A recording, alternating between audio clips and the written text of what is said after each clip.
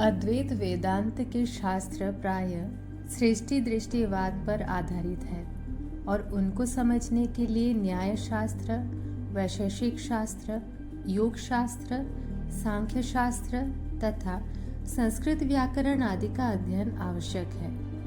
जैसे medical science के अध्ययन के योग्य बुद्धि बनाने के लिए पहले विद्यार्थी को primary school, secondary school, preparatory science, pre medical आदि का अभ्यास करना आवश्यक है। उसके बिना कोई स्कूल का विद्यार्थी मेडिकल साइंस की किताब पढ़ तो लेगा पर समझ नहीं सकेगा।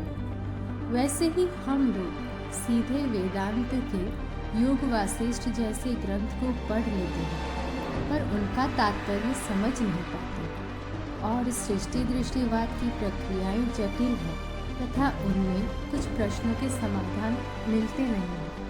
उत्तम कोटि के जिज्ञासु तो ब्रह्मनिष्ठ गुरु के उपदेश के श्रवण मात्र से सब संशयों से मुक्त होकर ब्रह्म स्वरूप में प्रतिष्ठित हो जाते हैं। उनको शास्त्रों के श्रवण, मनन आदि की जरूरत नहीं पड़ती।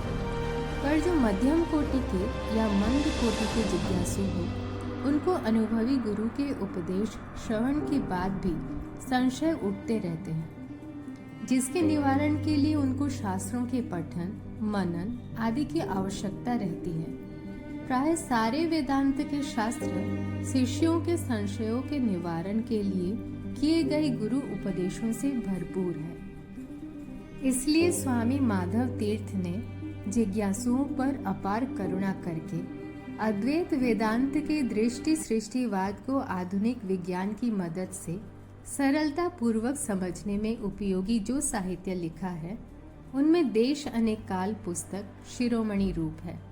वह गुजराती भाषा में ही उपलब्ध होने से अन्य जिज्ञासुओं को सुलभ नहीं था, इसलिए उसका हिंदी अनुवाद किया गया है।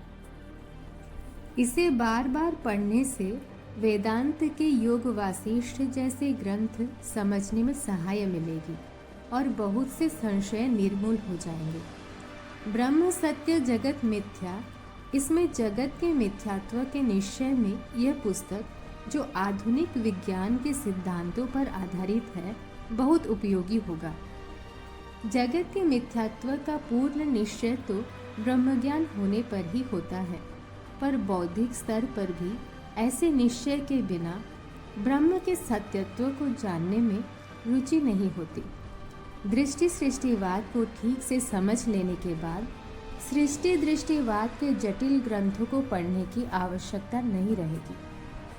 अगले एपिसोड में हम देश और काल पुस्तक के विषय में और विस्तार से जानेंगे।